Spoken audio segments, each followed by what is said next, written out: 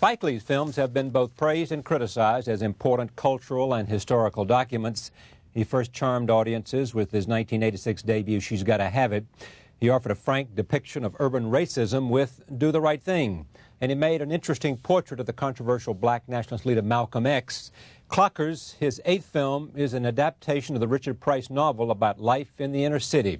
It follows a young drug dealer pursued for murder by veteran homicide detective, and I'm very pleased to have back here at this desk filmmaker, Knicks fan, Spike Lee. Welcome. Thanks for having me, Charles. Great to have you here. All right. Now, tell me how this began for you, because the early news was that Scorsese was going to make Clockers based on a screenplay by Richard Price. Right, that's the way it happened. Universal Pictures had paid a lot of money to Richard Price for him to write the screenplay from his novel, for Martin Scorsese to direct, and Robert De Niro to play Rocco Klein, the homicide detective you talked about. Later played by, in your film, by Harvey Keitel. Yeah, Harvey Keitel. And somewhere in the process, Marty changed his mind. Because he had Casino to do. Well, he decided he wanted to do Casino with Nicholas Pileggi, who they co-wrote Goodfellas, so they took De Niro from Clockers, and they got Joe Pesci and Sharon Stone. They went to Las Vegas, to make that film. And Universal, I said before, had a lot of money invested in the project. So, round up the usual suspects, and I'm just kidding. They asked me to, to consider directing it. Yeah. Did you jump at it? No. I did not jump at it because I thought there was a great chance this could be lumped into that black genre film, the gangster, shoot 'em up, drug, rap, movie. Made by both black and white filmmakers. They're mostly made by, no, you're right, yeah, black and white filmmakers. Yeah, and you didn't want to do that. No, I think that that genre is really on its last breath, last gasp, I might say, and but then in thinking about it some more, I felt that there were some things, there's some new wrinkles, twists we could put in it. And if we were successful, maybe this could be the final nail in the coffin. Okay. Here's what's interesting about you. Take Jungle Fever. Most people thought that was a film about an interracial relationship. For you, that film was in part, and a large part, about how drugs can destroy a family. Exactly. Exactly? Mm-hmm. And interracial relationship and the characters you had, a love story drew them into the theater, but you also were able to probe the notion of crack, and you had Samuel Jackson in a brilliant performance. Yes, as Gator. You're right, For me, the most important thing about that film was not whether black and white people intermarry, which I have no problem with. It was the destruction of crack on this particular family and use that family is a microcosm as family as a whole in this country, black and white. The reason I asked the question, so what is it you want to show in this film? Because you didn't want to do another genre film about sort of urban violence, senseless urban violence. You wanted to do something else, and you saw the possibility of that in this Well, what we thought book. we could do, we felt that we could do a film where there's some hope, some optimism, at the end of it. So often today, it's just felt that people are locked in, that young black males are going to die before the age 22, they're going to spend the rest of their lives in prison or sell drugs or wherever. And so we felt that this is a film that could to show, something different. What is it different to show? Well, what's different, Charlie, is that the way we approach this film. I think that if when you see it, you see that we have a definite stance on violence, on guns. We don't glorify that in this film. The opening credit sequence is a montage of grisly, gruesome crime scene photos. Would you get them from the new NYPD or somewhere? No, I spent a lot of time with the crime scene unit here in New York City, and they had this pack of photos they call the family album. And it's some of the most gruesome photos I've ever seen, and it's amazing what bullets can do to the human body. And we tried to recreate those at the beginning of the film. We had actors pose as dead people with doing bullet holes and all kinds of stuff.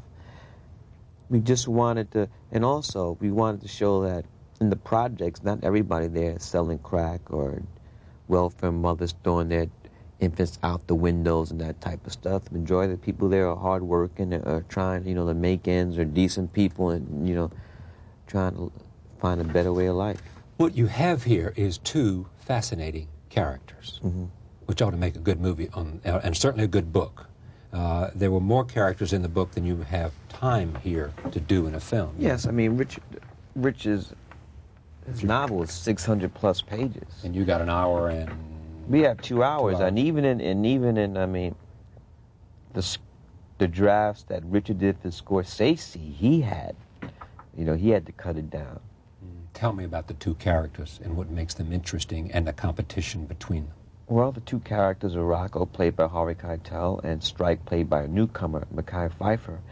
And what's interesting is that not just them, but the clockers and the cops, even though they're separate, they're really interdependent. Their life sort of revolves around each other in a way. In a way. And the clocker is the crack dealer. A clocker is a low-rung drug dealer. Who works around the clock. Who works around the clock, 24/7, 365. And 24/7, 365. These Strike is very smart. Yeah. He's a young black man, and has an ulcer, spits up blood the whole film, and his brother is upright, 2 children, 2 jobs, married, and a murder's committed. A rival drug dealer. By a rival drug dealer, and Rocco, Victor, the upright brother, confesses, and Rocco just cannot believe that this church-going model citizen would commit a murder, and he wants to pin the murder on Strike, his younger brother. All right, roll tape. This is I Play You. If you'll see these two characters together. Here it is. Where'd you find him? Mekhi walked in off the street. Every film we shoot here in New York, it's our policy to have open call. So if you're breathing, and you can put 2 words together, and you have a picture, we'll give you a shot. And Mekhi do I need an agent for this, or I could just walk right in there? Walking off the street, and Mekhi was one of 1,000 people who came to this open call, this open casting call, and he was brought to my attention. And how many do you watch yourself? I don't go to those. They don't narrow them down to 5, and then you take a look at those 5? Yeah, then they bring them into me, Right. And I brought him back 10 times after that to make sure, because... To make sure what? That he could do the role. That he could carry it. He could carry it, because he had never acted before. He never been on the movie set, never acted before, never been in front of a camera. But he had that quality, and he's going to be a star. What quality did he have? He's photogenic. Yeah, but I mean... Camera loves his face, and he has this quality. It's really hard for me to describe, but I knew it when I saw it, and I brought him back 10 times to make sure, because I didn't want to mess up. It would have been my neck. But the last 3 times I brought him back, he read with Harvey.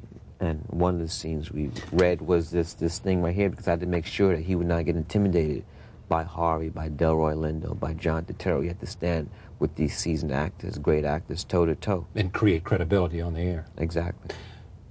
Scorsese served as producer of this film. Yes. What was his role, though? Was he over... Well, Scorsese's role in this was spiritual guru. He took an interest in me a long time ago, even before she's going to have it. He's a fella NYU guy, too, isn't he? Right. So he's been a mentor to me. But he was in Las Vegas shooting, trying to deal with Sharon Stone, making his own film. How'd you like that challenge? I like the movie very much. Casino? Yes. You've seen it? Yes. Seen the rough cut, or seen the whole thing? Is it out now? So, I mean, not out in terms of theaters, but you've seen a rough cut. A rough cut, and you like it? Very much. And she's pretty good.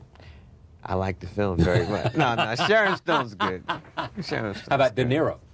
Great. Joe Pesci, great. Now, you were glad when De Niro left this, not because you didn't want to work with him, but because it would have been his film. Well, I think that when you work with a star of the magnitude of Robert De Niro, not just Mel Gibson or any of those guys.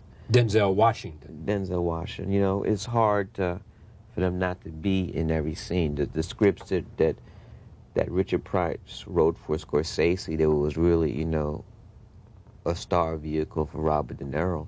And me personally, I just felt more passionate about telling the story of Strike. And really, in doing that, that's really putting it in line with the way the novel was written. In the novel, the chapters alternate between Strike and Rocco. So Price likes the movie? Richard Price, Yeah. the author of the book? Because this is really your movie rather than an adaptation of his book. You've taken poetic license in the emphasis here. I mean, some say that the Turturro character is not nearly as large as it was in the book. That's, you know, his scenes were shot, and unfortunately, you know, we had to cut some of them out. Sometimes even good scenes have to go if it's not moving the story forward. I would have liked to have John, you know, in the film more, and he's told me this too. What did he say, Mr. Lee?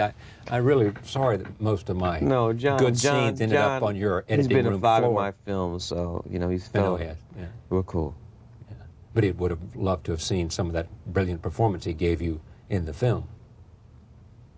Yes, he would have. How about Keitel? How was he to work with? He was good. I mean, you know, Harvey coming off piano and Reservoir Dogs and Bad Lieutenant and Pulp Fiction. Yeah. Were you influenced? Smoke in the Face, Blue. I mean, I just saw a movie called Usual Suspects. Yes, and it clearly seems to... Did you like it? Yes. I did too. I thought it was well done. And the acting's terrific, Gabriel Byrne and others. It seemed to have, though, a touch of Tarantino. Well, I mean, there's a lot of films out there that are... Derivative, almost. Derivative of that, and I think that happens anytime something fresh, new, comes on the scene, and people really hadn't seen work like Reservoir Dogs and Pulp Fiction before. But, you know, that too will run its course. Did it happen in Clockers? Will we see some of that sort of feeling, you know, dialogue? I only predict outcome of Knicks basketball games, not movies. I want to talk about the Knicks in a moment. Take a look at this. This is another clip from Clockers, based on the novel by Richard Price, directed by Spike Lee. Here it is. What do you think of that scene? I think it works. Yeah. I think that what I like about that scene is that Strike and his upbringing, you know, even though he's been raised right and he would not hit a woman, so that was very important for us. Even though he was being smacked around, he's not going to hit a woman. He'll sell drugs, but he won't hit a woman. Well, I'm not trying to say this guy's a choir boy either, but I mean, I think that he has some sense of, you know, respect. What are you saying at the end of Clockers? For me, the film is optimistic and hopeful. I think that Strike and people like him, you know, have hope, and I'm not just gonna wring my hands and say that, you know, generation upon generation of black males are doomed to prison or death. You know, and I don't believe that. You have optimism about inner city America. You have to because the alternative is too bleak. Well, too damaging to America. Too damaging to not that really, Charlie. Because I try to draw, you know, upon history, and when I look at, I mean, if any African Americans, if any of us here in this country just thought about the hardships our ancestors went through as slaves building this country, you know, this is a cakewalk, and they had to be optimistic, or we wouldn't be here today. I think many, I mean, they had to say that I'm going to die as a slave, but maybe my grandchildren one day will be free and won't be considered 3/5 of a human being, which is written in the Constitution of the United States of America. And so that's where I draw my optimism from. You have survived tougher times. A lot tougher. I mean, you know, back then, you know, if we were caught reading or writing, you know, you get killed for that. But you have expressed and have dealt with themes having to do with African Americans. Yes. In all of your movies. Yes. What is it you want? What does the body of work that Spike Lee has done say? Well, I think that what I've tried to do with my films, Charlie, is just try to show the diversity that African Americans make up of. I think a mistake a lot of white Americans make is to think that black people are just one monolithic group, that we all listen to rap music, we all wear our hats backward, and we all dunk a basketball the minute we get out of a crib. And it's just not true. We're just as diverse as anybody else. And you asked that, you know, that's a good point. You started upon, you say, all my films have been about the African-American experience. And for me, I don't find that a problem because, you know, I try to be a scholar of cinema, and I've never, in my research or reading ever read of Kurosawa ever being questioned why are all his films about Japanese culture. Nobody's ever questioned Fellini, you know, when he was alive. Why are all your films about Italian? Nobody's ever questioned Bergman. Okay, you know, but this always comes up. Spike, why are all your films about African Americans? No, that's not what I said. I'm just saying, though. No, but what I that said always was, what are you wanting to say, the body of your work say about the African American experience? But you touched upon that, though. I'm not saying you said that, but that I just wanted to say that because that comes up again and again and again and again. And so if I had asked the question, Spike, why all these films about African Americans? Can't you go make a movie about white people? You would say... It's amazing when I get that.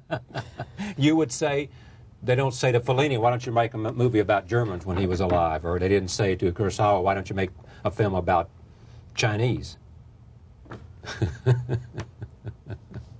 I don't know if I would say it that way. But I just, what's happened though, Charlie, is that in the entertainment industry, the word black is like considered a stigma. It's not considered universal, so you have to have crossover appeal and appeal to everybody. And I've just never felt that I had to run from that word or from what I am, you know, or you know, my culture. And I still think that people will you know... Well, let me make this point. I mean, it would seem to me, probably, some white man probably, hired you to make clockers, right? Yes. Okay. Mm-hmm. Just because they believed not in having anything to do with the color of skin, but they had something to do with, they thought you could tell this story and bring more people in the theater than any other director that they might have gone to at that moment. I mean, that's a valid point, though, but we could also talk about Malcolm X, where I was forced to ask Michael Jordan, Magic Johnson, to dip in money the so artists, when you went over budget. Right. You know, so, I mean... whereas if it had been most other producers dealing with a big theme like that, they would have come up with the money themselves and you wouldn't have had to go. What does that mean? Give the money out. They would have given the money without question.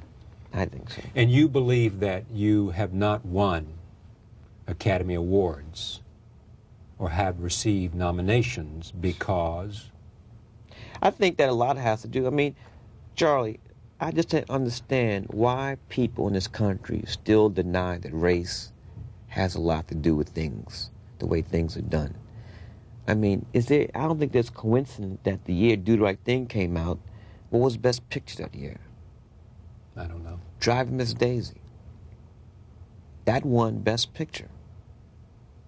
And look at and compare the black character that Morgan Freeman plays in that movie with the black characters like Ray Rahim or Bugging Out, or I mean, generally that shows you, I mean, the politics of where even the headset of the Academy members. I mean, even Malcolm X. I mean, even I Malcolm say X. this all the time. You know, in all deference, Al Pacino, he did not give a better performance than Denzel. Washington. Certainly not for the last hour and a half of that film. I mean, Pacino's great, but we should be talking about Serpico. Yeah. You know, Dog Day Afternoon, Godfathers 1 and 2. You know, so. Another, I know there are people out there in the audience saying, you know, Those black people always crying about anytime they can't get anything, it's because you're black, because you're black, because you're black. I don't say that all the time. And I try not to use that as a crutch and try to bring this back to clock. This is what I'm here on the show for. I think that you're here because you just wanted to come and have a conversation about movies with me. That's true, because too. we got to get to the next soon. But let me know one thing. If you look at Do the Right Thing and Malcolm X, right. In those two films, you can see where the finger is pointing at white America. But if you look at Clockers, this film, the finger is pointing back on African Americans. Like, it's time to buckle up and let's, we can't expect Newt Baby to, to do anything. Well, Newt Baby's trying to save Washington with DC. That's another 10 shows. That sure is. All right, one more clip. How about it? Clockers give you a sense of, and then one last question about this when we come back. Here's another clip from Clockers. This one's self-defense. Take a look. A great performance by Keitel as well. Yes. Yeah. Always. He brings something. He brings it. He really does. I mean, there's that energy, and you don't know when he's going to explode, and it's that, The O.J. Simpson trial. Race is an element? Always been an element, even though people try to deny it and push it to the side. Think the defense is playing to that, playing the race card? I think everybody's playing it. Prosecution? Yes, they played it. Yeah, but defense. Hey, when you have a guy that says he hasn't said the word nigger in 10 years, and then you get this transcript, and during the transcript, he gives detailed account of how him and his cronies have planted evidence. It means he lied on the stand. But he's also giving accounts of how he's planted evidence in other cases, too. Yeah. He was not asked. I mean, do you think O.J. Simpson is innocent or guilty? I really haven't made up my mind yet, and I haven't followed the case. Come on. I mean, not day to day. It doesn't take this long. You know in your gut. I don't know. I'm on the fence. Like this thing going down the middle of the table. I'm right here, Charlie. Are you really? Come on. Do you find yourself going over here when you pay attention, then coming back over here? Well, I've been back and forth. I'm not going to say I've been on the fence the whole time, but it's intriguing, and do we ever know that the truth will ever come out? We don't know that. Do you think your opinion on the Simpson case is influenced by your experiences as a black man? Yes. And you could look any poll. Why is it that all the black people polled think O.J.'s innocent, and all the white Americans feel O.J.'s guilty? Why is it? Because it's just been an experience. The cops have been known to frame people, and I think that for me, this whole Mark Furman thing, I don't think there were any black people who were surprised when this thing happened. Mark Furman, white Americans, like, how could this happen? They don't do that, do they? How could this happen?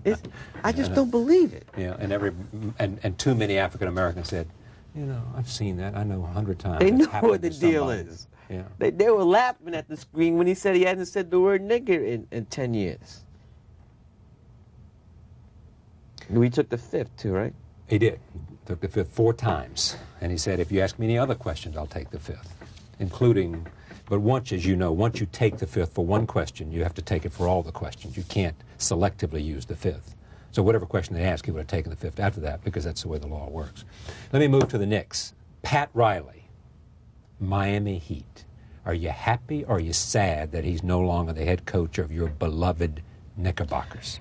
Well, I've had a chance, Charlie, to talk to a lot of players since this nasty upheaval has happened, and I don't think the players are sad that Pat Riley is no longer with the New York Knickerbockers. You think what? Spike Lee fan thinks the players aren't sad. Is Spike Lee saying to Pat Riley, I sat there in the front seat and good riddance because in the end it was too much Pat, not enough player? Well, Is that true? I do think that he feels he's more important than the players, and I don't think that a coach, any coach, can feel that. Why are you holding back on this? This is not what you feel. You were happy to see Riley leave. You don't think he was good for the team. No, 'cause I you never talked to the said players. that. You talked to the players, and there was dissension. I said there was dissension on that I team. said they're and happy you to know see there him was leave dissension now. on that team. I said and they're happy to see him leave now. He was great, but I mean, he burns them. People get tired of him. 4 years, 5 years, you know. But now he's going to be in Miami forever. And you know those running players, the whole thing too now. President of the Heat. God of the Miami Heat. And in a lot of ways, he wants to be God. So, but you'll be back on the front row watching. yeah, for $1,000. Watching Nelly's Knicks. Yeah, you know they raised the prices. You know. Is that right? How much did your season ticket cost you? Well, last year was $500 A game? per game. Now Yeah. it's $1,000. So as soon as Viacom bought the Knicks, Yeah, they pay too much. and then they sold them to ITT and Cablevision, I guess it is. So it's $2,000 a game. Yeah, but what do you care? This movie better be a hit. What do you care? You know, That's a lot of money, Charlie. you got a lot of money.